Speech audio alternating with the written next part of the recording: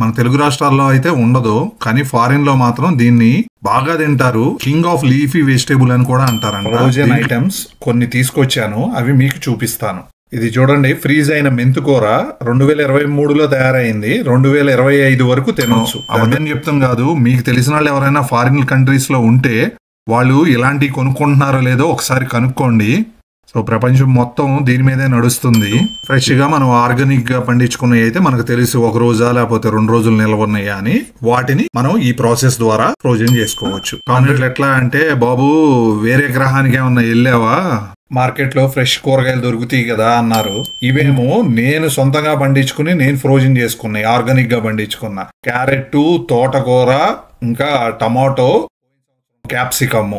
వాటికి వీటికి తేడా ఏంటంటే, నేను కొత్తగా ఛానల్ స్టార్ట్ చేశానండి, సపోర్ట్ చేయండి please. Like, share and subscribe ఆస్ట్రేలియాలో తెలుగు అబ్బాయి యూట్యూబ్ ఛానల్. ఈ రోజు వీడియోలోకి వెళ్దామండి. నేను చేసిన టమాటా ఫ్రోజన్ వీడియోకి, ఇంకా వేరే కూరగాయల ఫ్రోజన్ వీడియోకి చాలా మంచి స్పందన వచ్చింది. చాలా మంది కామెంట్ చేశారు, అందరికీ నచ్చింది. కానీ కొంతమంది డౌట్ ఎక్స్ప్రెస్ చేశారు, న్యూట్రియంట్స్ పోతాయి కదా ఫ్రోజన్ చేస్తే అని. దాని గురించి ఈ రోజు వీడియో ఉంటది. వీడియో స్కిప్ చేయకుండా చివరి వరకు చూడండి. ఆర్గానిక్ గా కూరగాయలు పండించుకునే వాళ్ళకి ఇది చాలా ఉపయోగపడవచ్చు. కూరగాయల్ని ఫ్రీజ్ చేయడానికి కూడా ఒక ప్రాసెస్ ఉందండి, దాని పేరే బ్లాంచింగ్ ప్రాసెస్.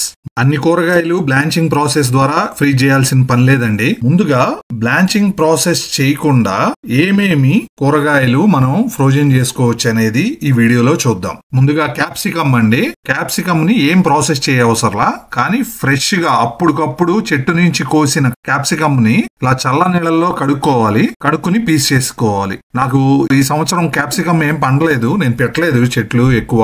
కాకపోతే మా దగ్గరలోనే ఒక ఫామ్ ఉంది, ఆ ఫామ్ ఓనర్ ని అడిగి కొన్ని వెజిటేబుల్స్ కట్ చేసి తెచ్చుకున్నాం. కేవలం ఈ వీడియో చేయడానికి మాత్రం ఇది తెచ్చుకున్నాం అనమాట. కంపల్సరీగా గుర్తు పెట్టుకోండి, అప్పటికప్పుడు చెట్టు నుంచి కోసినవి అదే రోజు గాని తర్వాత రోజు పొద్దున్నే గాని ఇలా చల్ల నీళ్ళల్లో కడుక్కుని పీసులుగా కట్ చేసుకుని, అంటే కూరకి అనువైన విధంగా కట్ చేసుకుని మాత్రమే ఈ ప్రాసెస్ ద్వారా మనం ఫ్రోజన్ చేయొచ్చు. అంతేగాని మార్కెట్ లో దొరికేయి అవి ఎప్పటియో, అంటే ఒక 4-5 రోజులు నిల్వ ఉన్నాయో లేకపోతే కోల్డ్ స్టోరేజ్ లో పెట్టి తర్వాత మార్కెట్ లో వచ్చే వాటిని చెయ్యకూడదు. కేవలం ఆర్గానిక్ గా పండించుకుని మన దొడ్లో పండిని మాత్రమే ఇలా చెయ్యాలి. 4-5 రోజులు కోల్డ్ స్టోరేజీలో ఉన్న, బయట మార్కెట్ లో ఉన్న ఇప్పటికే న్యూట్రియంట్స్ కొన్ని పోయి ఉంటాయి. సో వాటిని చేయటం వల్ల ఉపయోగం లేదు.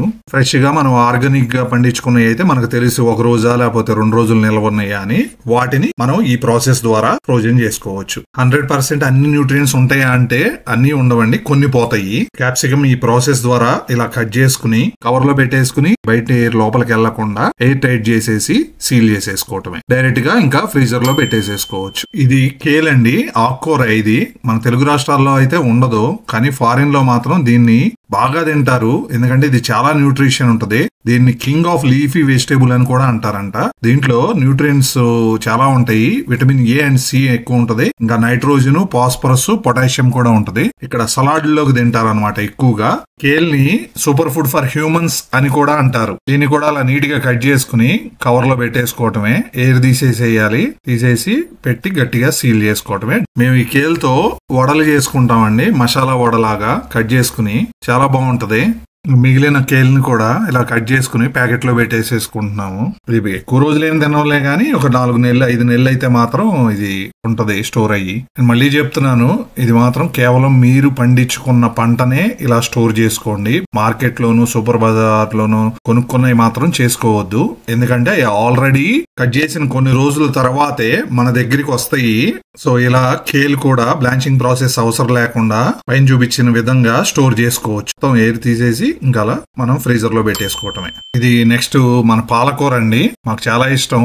మా బ్యాక్ యార్డ్ లో కూడా కొద్దిగా పండించాము, ఎక్కువ రాలేదు, కొద్దిగానే వచ్చింది. ఇప్పుడు మీకు వీడియో చూపించడానికి పక్కన రైతు దగ్గర నుంచి తెచ్చుకున్నాను. చల్ల నీళ్ళల్లో కడుక్కుని ఇలా నీట్ గా కట్ చేసుకుని కవర్ లో పెట్టుకోవాలి. ఈ వీడియో కేవలం నేను ఇలా ఫాలో అవుతున్నానని మాత్రమే నేను తెలియజేస్తున్నాను. మిమ్మల్ని కంపల్సరీగా చేయమని అయితే చెప్పట్లేదు. ఇంతకు ముందు నేను చేసిన ఫ్రోజన్ వీడియోస్ చాలా మందికి నచ్చినాయి.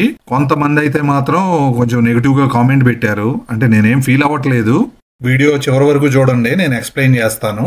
అయిపోయినాయండి ప్యాకెట్లు చేయటం. బ్లాంచింగ్ ప్రాసెస్ కాకుండా డైరెక్ట్ గా కట్ చేసి చేసుకోవచ్చు. మనం కేల్ ఒకటి, టమాటా ఒకటి, ఇంకా క్యాప్సికమ్, ఇంకా పాలకూర ఇవన్నీ స్టోర్ చేసుకోవచ్చు. మాకు ఆస్ట్రేలియాలో ఇక్కడ సూపర్ మార్కెట్ లో దొరికే ఫ్రోజన్ ఐటమ్స్ కొన్ని తీసుకొచ్చాను, అవి మీకు చూపిస్తాను. ఇది చూడండి, ఫ్రీజ్ అయిన మెంతుకూర 2023లో తయారైంది. 2025 వరకు తినొచ్చు. దాని మీద డేట్ రాసి ఉంది. అంటే 2 సంవత్సరాల వరకు ఇది మంచిగానే ఉంటదని దాని అర్థం. ఇది బెండకాయ, ఇది కూడా అంతే. ఆగస్టు 2023లో తయారైంది. ఆగస్టు 2025 వరకు పనిచేస్తుంది. ఇప్పుడేమో 2024లో ఉన్నాము. అంటే మాకు సూపర్ మార్కెట్లో 1 సంవత్సరం తర్వాత, అంటే 2024 ఇప్పుడు వచ్చింది. ఇంకొక సంవత్సరం పనిచేస్తుంది. ఇది చూడండి, దొండకాయ, ఇది కూడా అంతే. 2023 జూన్లో తయారైంది. 2025 జూన్ వరకు పనిచేస్తుంది. సో ఏదైనా 2 సంవత్సరాలు దాని మీద డేట్ రాసి ఉందన్నమాట. 2 సంవత్సరాల వరకు తినొచ్చు అని.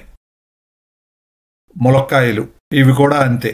23 జూలై నుంచి మళ్ళీ 2025 జూలై వరకు తినొచ్చు. ఇప్పుడేమో మనం 2024లో ఉన్నాం. ఇది నేను వీడియో చేసేదానికి 2-3 రోజుల ముందే షాపింగ్ మాల్కి వెళ్ళి నేను కొనుక్కొని వచ్చాను.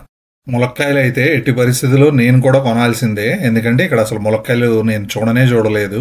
కొంచెం సిడ్నీలో అట్లా వేడిగా ఉన్న చోట అయితే మాత్రం ఉంటాయి, కానీ మేము ఉండే ప్లేస్లో మాత్రం ములక చెట్లు అనేది నేను ఎక్కడా చూడలేదు. ఇదేమో చూడండి, క్యారెట్, కార్న్, పీసు కలిపి మిక్స్డ్ అనమాట. ఇదైతే ఎప్పుడు తయారు చేశారో నాకైతే కనపడలేదు, కానీ ఏప్రిల్ 2026 వరకు పనిచేస్తుంది. అంటే ఇంకో 2 సంవత్సరాలు పనిచేస్తుంది అనమాట. అంటే అది అసలు ఎప్పుడు తయారు చేశారో, 24లో చేశారో 23 చేశారో తెలీదు. అన్ని రోజులైనా పనిచేస్తుంది. మరి న్యూట్రియంట్స్ పోతే ఇలా ఎందుకు అమ్ముతున్నారు, వీళ్ళు ఎలా కొనుక్కుంటున్నారో నాకైతే అర్థం కాలేదు. ఇవేమో నేను సొంతంగా పండించుకుని నేను ఫ్రోజన్ చేసుకున్నాయి, ఆర్గానిక్ గా పండించుకున్నా. క్యారెట్, తోటకూర, ఇంకా టమాటో, క్యాప్సికమ్. వాటికి వీటికి తేడా ఏంటంటే, నేనేమో మామూలు కవర్లు వాడాను, వాళ్ళేమో కొంచెం బ్రాండెడ్ ప్రింటెడ్ ఉన్న కవర్లలో ప్యాకింగ్ చేశారు. ఇవి అయితే నాకు స్వచ్ఛంగా తెలుసు, నేను ఆర్గానిక్ గానే పండించాను. సో మరి నాకైతే డిఫరెన్స్ తెలియలేదు.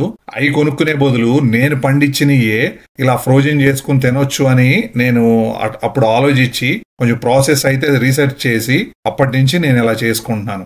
ఆ మెంతుకూరకి, నా తోటకూరకి అయితే నాకైతే డిఫరెన్స్ అయితే ఏం కనపడలేదు. కానీ నేను కాన్ఫిడెంట్ గా చెప్పగలను, నేను ఈ ఆర్గానిక్ గానే పండించుకున్నాను. అదే నేను షాపులో, సూపర్ మార్కెట్ లో కొనుక్కున్నాయి, అవి ఎలా పండించారో నాకైతే తెలియదు. అవి ప్యాకింగ్ చేసిన తర్వాత, ప్రాసెస్ చేసి ప్యాకింగ్ చేసిన తర్వాత 1 సంవత్సరం తర్వాత మార్కెట్ లో నాకు ఇప్పుడు దొరికినాయి.